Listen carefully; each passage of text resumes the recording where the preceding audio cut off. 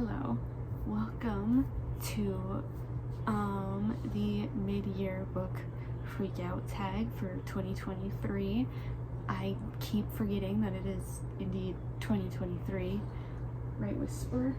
Let us just jump on in. I've written the questions down because it helps me visualize, and I also use my camera or use my phone as a camera to film, so I can't use my phone for this. Anyways, best book you've read so far. The one that I have finished is People We Meet on Vacation, or You and Me on Vacation, I should say, by Emily Henry. I tabbed this a lot. I read this back in April, I think, and oh my god, I loved it so much. These two, Poppy and Alex, oh my god, they're so cute. I love them so much. I also love slow burn, and they are the ultimate slow burn, basically, because they go on vacations for 10 11 years together before they finally admit their feelings for each other. The pining, just the slow realization. Oh my god, I just loved it so much. Their New Orleans trip, I think, is their best. That was their cutest. I'm gonna cheat. I haven't even finished this yet, but I'm gonna say Legacy of Ash for my second part of this answer. I'm over 60% of the way through, so I've read a good amount of it. I am in love with this book. I love this book so much. I wish it had more love and appreciation online because it is so good. Matthew Ward, for this being kind of like a debut, because before this all he'd really written was Warhammer books, so this is insanely impressive and phenomenal. Like I said, I can't get over it. Almost all the characters, I love reading from their perspectives. I love so many of the characters. So many things shock me. I don't see them coming. Right now, where I'm at in the book, I have no idea what's gonna happen next. I don't know where we're going on from the point that we're at. And I just love that. Best sequel you've read so far. I checked almost all of these out from the library, so I still do not own them. Whisper, please. But that would be, I guess, The Girl from the Other Side, Volume 2 to Volume 1. I absolutely adored the first 7 volumes. If you're going to read The Girl from the Other Side, I recommend just reading the first 5, okay? Maybe just first 3 or 4, just leave it at that. I will get to why you should just read those ones later on. But yeah, that would be the best sequel I've read. A new release I want to read, but I have not read yet. Obviously, Love Theoretically. I got my tabs ready for when I read it, because I cannot believe this. On July 9th, I'm going to go to Julie Soto's book launch for her book, Forget Me Not, and I'm gonna meet Ali Hazelwood. Remember when I was oh, I wish I could meet Ali Hazelwood, so I have to read this soon. Yeah, I genuinely cannot believe I'm actually going to meet her. But we're moving on. So yeah, this is my new release that I want to read. Have not read yet. Most anticipated release for the second half of the year. Definitely, is it Wildfire? The companion sequel to Icebreaker. We have, oh my god, I'm blanking. No! Definitely the new Matthew Ward book in November. Definitely check in May. Things We Left Behind by Lucy Score. That's coming out in September, I believe. Editing Emma here, because I completely skipped over. I don't know how I managed to skip over Biggest Disappointment, but I did. One was Yona of the Dawn. I just don't get the hype. And it disappointed me because it has literally everything I could possibly love, every single trope, and yet I just didn't like it at all. I just could not care less. Yeah, so Yona of the Dawn, but the real biggest disappointment is the 2 to 3. I don't remember how long the ending of The Girl from the Other Side. I don't remember how many volumes it took to like do the full ending. At least 10 and 11 for sure. I have never read a worst ending to a series in my entire life. I don't know what message the author was trying to convey, and it seems that literally nobody else does either. Like, you look on Goodreads, and except for like the 5-star reviews, literally every single review says, I don't know what the author was trying to say with this ending, but, and then they give their opinion. I agree, because what the fuck was that? That is, for such a, what started out as like a really cute and wholesome manga, for that to be the ending is, I just can't get over it. And not in a good way either. Like, it's to the point where I'm like, if you read this series, just read like first 4 or 5 volumes and leave it at that if you just want cute wholesome vibes, because after that, like, it does get a bit of plot and it did get a bit interesting, but the ending is so vile and atrocious to me that I cannot in good taste recommend this series to somebody.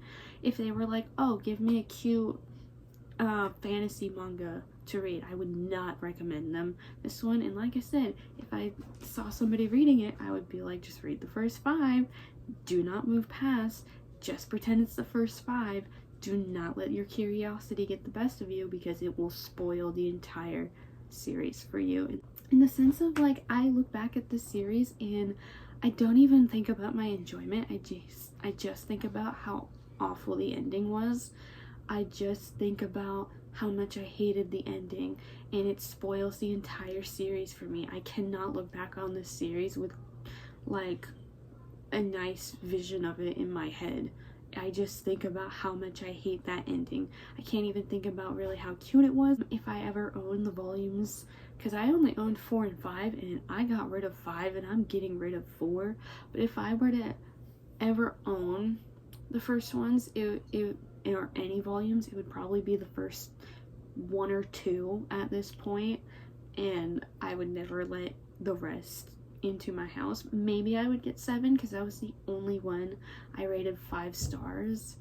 If you heard of Firework, yeah, people light them off anyways. Yeah, that was just my most disappointing read of the year so far. Nothing has topped that, as you can tell, because generally I don't read books that make me sad and depressed, or like books that I dislike, but because it was a manga, it was easier to read, and I also kept reading in the hopes of like, oh, it's gonna get better, oh, it's not gonna actually end like this, oh, the carpet's gonna be pulled out from under us, and the author's gonna be like, haha, got you, you thought this was gonna end like this, no, it's gonna end happy. Yeah, back to past Emma. Biggest surprise, Things We Never Got Over by Lucy Score. I had heard of this for over a year, or I guess since it came out basically, and so I always was just unsure, and plus it's so long. It's over 500 pages. It's 552 pages. It's very long. I tried checking it out from the library. I wasn't in the mood for it, so I couldn't get into it. And then eventually I was just like, you know what I really want to read? Things We Never Got Over. And so I decided to get it on a whim. I got 200 or so pages in, and then I read the last 300. I read the entire book practically in a day. I just could not put it down. I could not get enough of Nox and Naomi. I could not just, I loved them so much.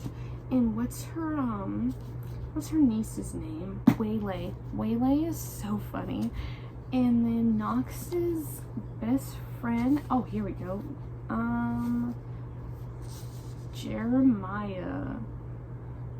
yes, Jeremiah. It was so funny to read this, and all of a sudden it's mentioned that he's Lebanese. My boyfriend is Lebanese, so I was like, I've not ever read a book with a Lebanese main character. So that was pretty fun. I just really loved this small town aspect of the book, and I loved all the characters. I just really love this world, even though I did not enjoy the second book because I just found it boring. I'm still really excited and curious about Lucian and Salome, and it took me by surprise how much I loved it. I expected to enjoy it, but I didn't expect to love it as much as I did. Newest favorite author. Okay, Darlene Boscuni. Oh my god, I loved Sorry Bro when I read it as an ARC. I love this cover. I love the characters.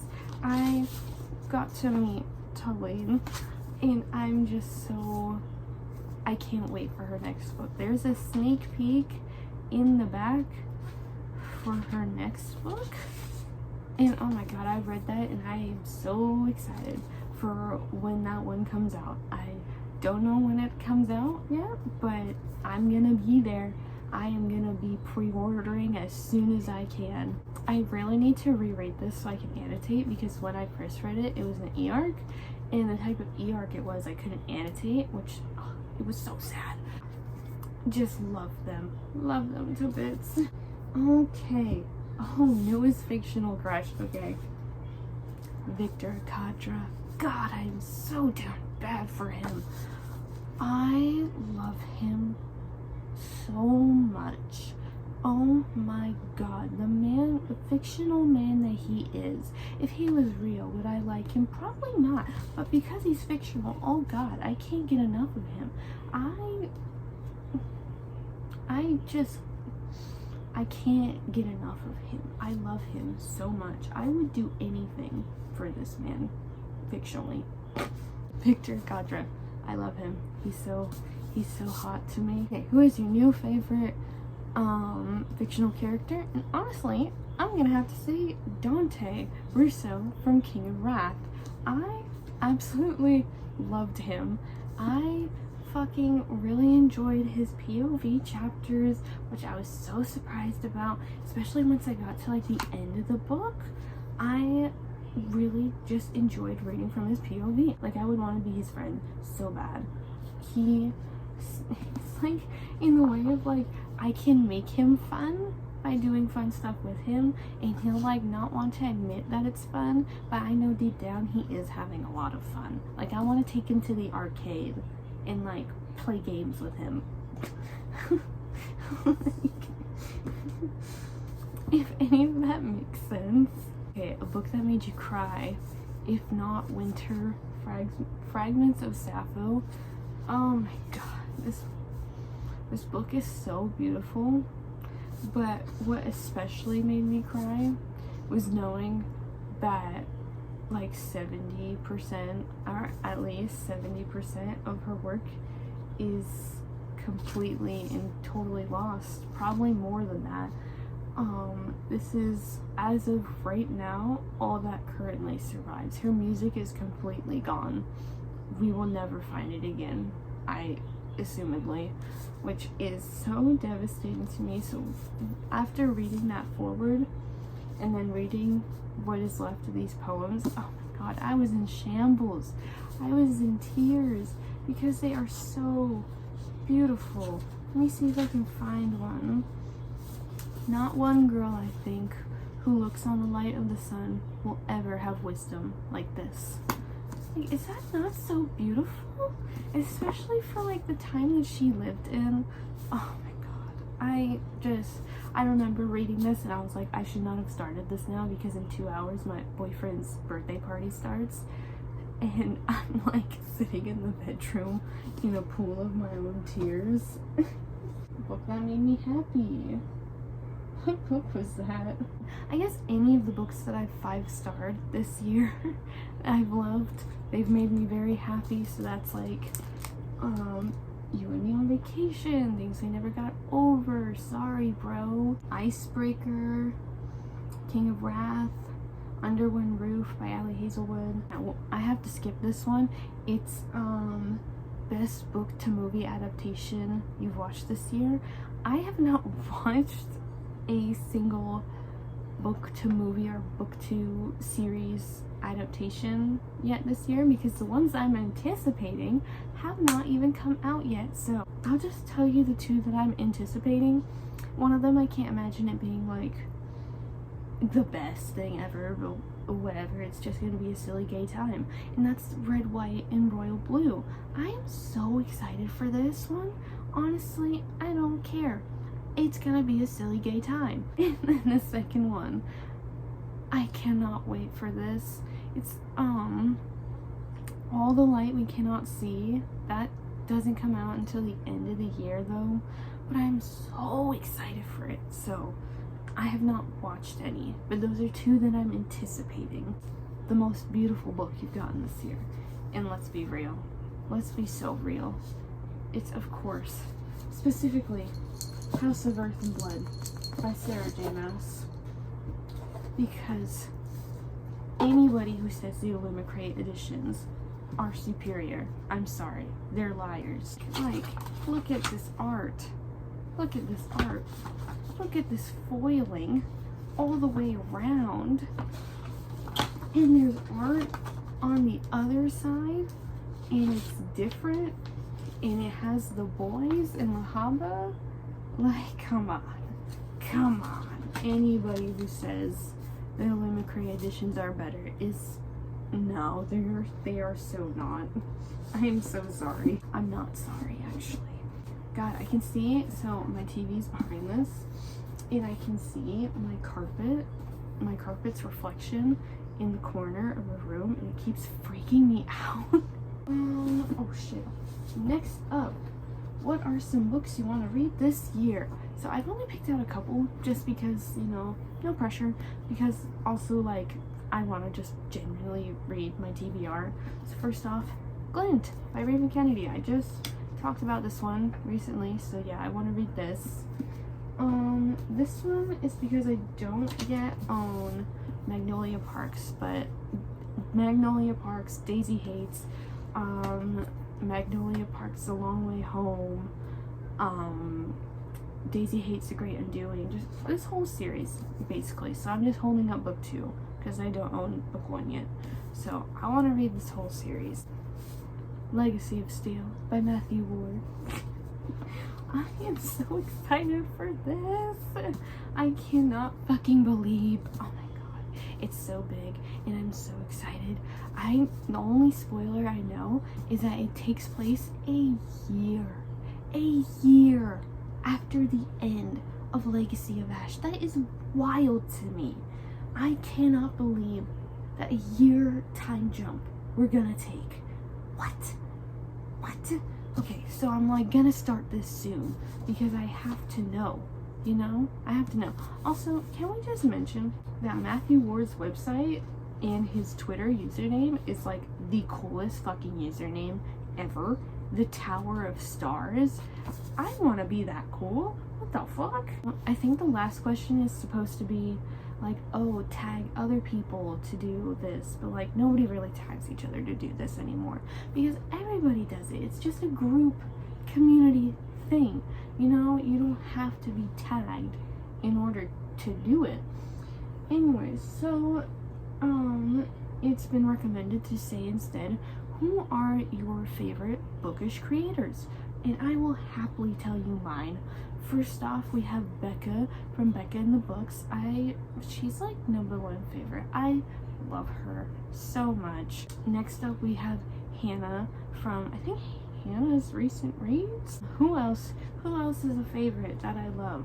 Whisper's favorite is actually Chloe from Chloe Bunny. That is her favorite. I'm not even kidding. She'll upload a new video, I'll put it on, she actually sits here and watches it. Yeah, don't you? I hope you enjoyed this video, and I hope you all enjoyed my last reading vlog. I will be filming one soon. I had to skip a whole week because I got sick. That was horrendous. It messed up my reading schedule, so it is July 1st. and I haven't finished Legacy of Ash, and I am devastated about it because this would have been the 4th book I read in June. So I still have like 240 pages to go basically. So like I'm gonna finish it soon at least, but devastated that it wasn't my last read of June because I got sick. So I will vlog next week, which will essentially be me finishing Legacy of Ash finally, and reading Love Theoretically and annotating, and of course no spoilers. I hope you enjoyed this video. I will see you all soon.